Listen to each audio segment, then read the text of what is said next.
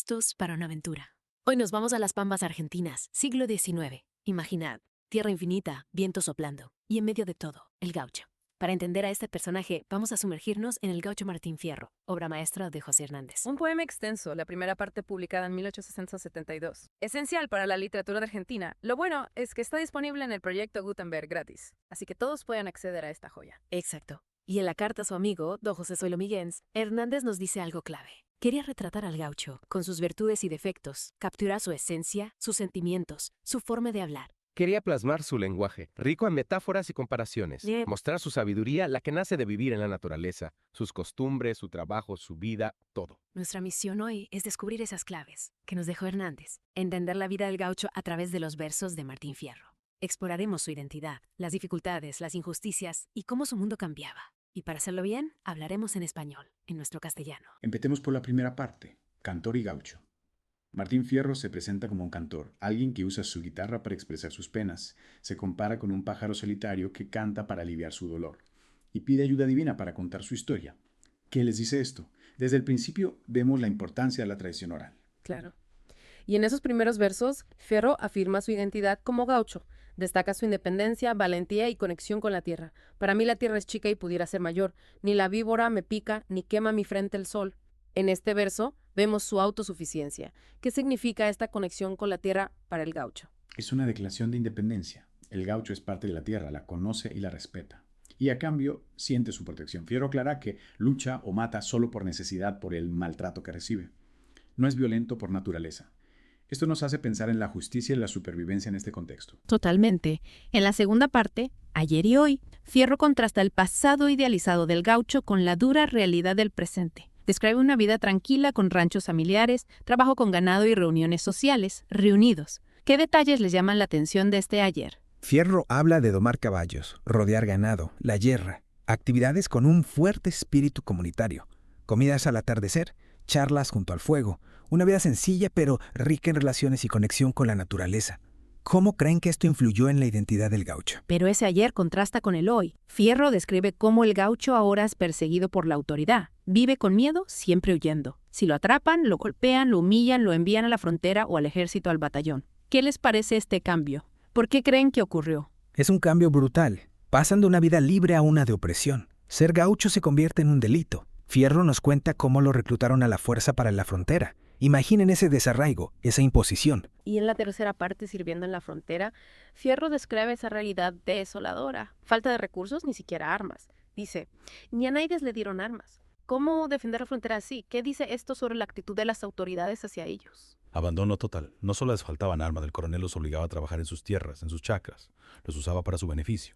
Y mientras la amenaza de los indígenas era constante. Doble traición, sin recursos y explotados. Fierro describe los ataques indígenas con crudeza. Y los indios, le aseguró, entraban cuando querían. Violencia, destrucción, miedo. Y Fierro admira su habilidad con la lanza y las boleadoras.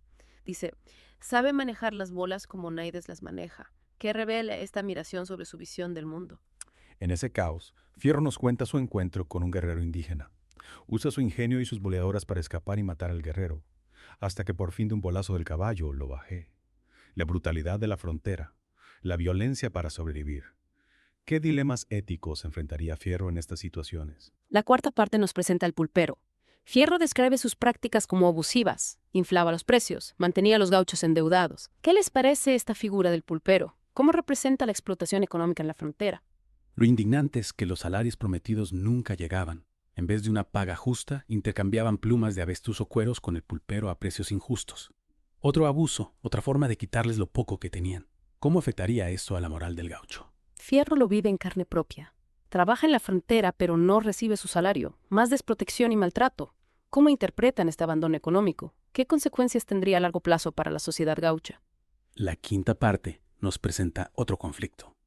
Gringos en la frontera. Fierro desprecia a los soldados extranjeros. Los considera inútiles para la vida en la frontera. Los llama gringada. ¿Qué les parece esta actitud? Justificada por sus experiencias. Este prejuicio se ve en un incidente. Un centenario extranjero, un gringo tan bozal que no entiende español, ataca a Fierro por error. Lo atan a la estaquiada como castigo. Falta de comunicación, choque cultural, justicia arbitraria. ¿Qué papel juega el idioma en este conflicto? Después de todo esto, en la sexta parte, Fierro se convierte en desertor. abandona la frontera, regresa a su hogar tras 3 años de sufrimiento. ¿Qué les parece esta decisión? ¿Rebeldía justificada o una falta a su deber? Al volver, se encuentra con las ruinas del rancho. Su hogar destruido, su familia desaparecida, Fierro siente dolor y rabia. Yo juré en esa ocasión ser más malo que una fiera. Un punto de inflexión, un antes y un después. ¿Cómo creen que esta experiencia lo cambia? La pérdida y la violencia lo empujan a un camino oscuro. En la 7ª parte, pelea con el moreno. Fierro asiste a un baile. Ebrio, provoca y mata a un hombre negro en una pelea. El detonante, un comentario despectivo hacia una mujer negra. Un pasaje controvertido que nos obliga a confrontar las actitudes raciales de la época. Es un episodio delicado, reflejo del contexto social. Los versos de Fierro: a los blancos hizo Dios, a los mulatos San Pedro, a los negros hizo el diablo para tizón del infierno, son crudos. Hernández nos muestra el prejuicio racial a través de su personaje, sin necesariamente aprobarlo. Un espejo, aunque doloroso, de una realidad social. ¿Cómo interpretarlo hoy? Es importante confrontar estas representaciones en la literatura. Tras esto, Fierro se convierte en un marginal. En el ser gaucho es un delito, resume su situación. Con amargura dice, porque el ser gaucho es darajo. El ser gaucho es un delito, injusticia y persecución. Fierro reflexiona sobre el trato injusto, despojados de sus derechos, perseguidos, comparados con animales o árboles abandonados. Una denuncia de la discriminación, que implica que una identidad cultural sea un delito. En Matreriando, Fierro vive como fugitivo, evitando a la policía. Se encuentra con una patrulla y se desata una pelea. A pesar de estar en inferioridad numérica, muestra su valentía y habilidad. Pero lo sorprendente es la intervención del sargento Cruz, otro gaucho de la patrulla. Decide unirse a Fierro contra sus compañeros. Su frase, Cruz no consiente que se cometa el delito de matar a un valiente, que es clave. Solidaridad entre gauchos, reconocimiento del valor de Fierro, conciencia de la injusticia.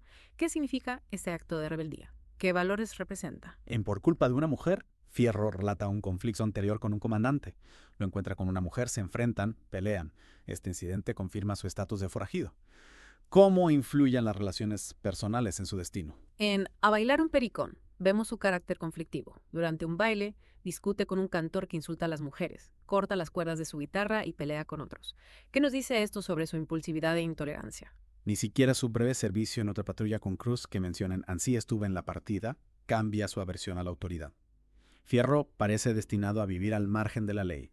¿Creen que es una lección o una consecuencia de sus vivencias? Finalmente, en Los indios me refalo, Fierro toma una decisión radical. Se siente abandonado por la sociedad, sin justicia. Decide cruzar la frontera y vivir con los indígenas junto a Cruz. Y yo, para acabarlo todo, a Los indios me refalo. Desesperación y búsqueda de un nuevo destino. Busca aceptación y justicia entre los indígenas. El poema termina con Fierro y Cruz adentrándose en el desierto, dejando atrás la civilización que los marginó. Un final abierto, muchas preguntas sobre su futuro y el del gaucho en general. Y así termina nuestra inmersión en la primera parte de El gaucho Martín Fierro. Descubrimos la compleja identidad del gaucho, su vida en cambio constante, las injusticias, su independencia y su código moral. Hernández logró dar voz a este grupo marginado. Y nos quedan preguntas. ¿Qué nos dice Fierro sobre el choque entre tradición y progreso? ¿Cómo se representa la justicia? ¿Qué tipos de violencia vemos y cuáles son sus causas? Y para ustedes, ¿cómo el uso del español de la época contribuye a la autenticidad del poema? Los invitamos a leer El gaucho Martín Fierro completo y otras obras de la literatura gauchesca. Investiguen el contexto histórico, la expansión agrícola, los cambios sociales, la relación entre gauchos y el gobierno. Para terminar, una reflexión sobre las luchas de Fierro y temas como la marginación y la búsqueda de pertenencia siguen vigentes. Y un refrán para cerrar: a otro perro con ese hueso. Quizás esa fue la actitud de Fierro al ir con los indígenas. Hasta la próxima inmersión.